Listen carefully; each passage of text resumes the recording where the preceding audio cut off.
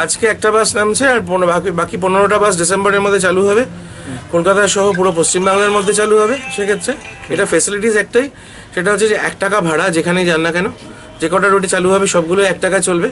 Fossil ফুয়েলের উপরে কোনো রকম ডিপেন্ডেন্ট নয়। এটা সম্পূর্ণ আমাদের নিজস্ব ফ্যাক্টরিতে তৈরি গ্যাস, যেটা আমরা দুবরাজপুর ফ্যাক্টরিতে বীরভূমে আমরা যেটা বানাচ্ছি। প্রতিদিন প্রায় 8 থেকে 10,000 কেজি গ্যাস আমাদের ফ্যাক্টরিতে উৎপাদন হয়। সেই গ্যাসের উপর ভিত্তি করেই গাড়িগুলো চলবে সেখান থেকে। এছাড়া আগে যেমন ছিল এতদিন পর্যন্ত, যেটা ছিল যে বাসের যদি ফুয়েল শেষ হয়ে যেত তাহলে বাস পাম্পে যেত, এবার থেকে সেটা আর হবে না। এবার থেকে পাম্পে বাসকে যেতে হবে না, পাম্প বাসের কাছে আসবে।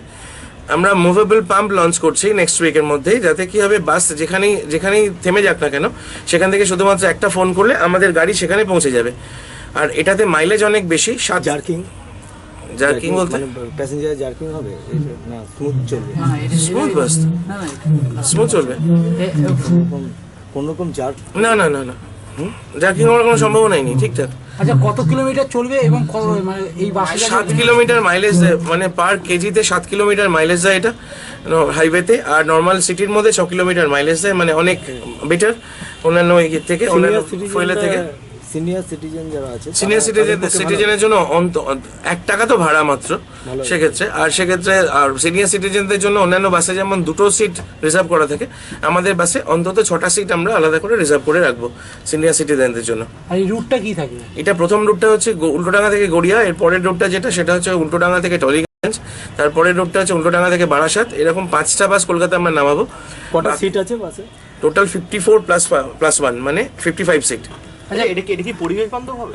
হ্যাঁ, 100% পরিবেশ বান্ধব। আমাদের বাসে পলিউশন, জিরো পলিউশন, কোনো পলিউশন নেই। ঠিক আছে, এর থেকে তো শুধু জলই বেরো, এত কিছু বের হবে না। মিথেন তো এটা কি বায়ো, কিসের মাধ্যমে চলছে একটু ডিটেইলসটা বলে দাও। এটা বেসিক্যালি আমাদের এখানে ওয়েস্ট বেঙ্গলে যেহেতু সুগার ফ্যাক্টরি নেই, যার জন্য আমরা সুগার মাড ইউজ করতে পারি না। এখানে আমাদের গোবরের উপরে ডিপেন্ড করতে হয়। আমরা গোবর থেকে গ্যাসটা বানাই প্রথমে, সেখান থেকে গ্যাসটাকে মিথেনের যে গ্যাসটা বেরোয়, গোবর গ্যাস আমরা যেটাকে বলি, সেটাকে দেন পিউরিফাই করা হয়। পিউরিফিকেশন করে তারপরে কম্প্রেসড করে সিলিন্ড্রিক্যাল করে যে বাসটা চালানো হচ্ছে।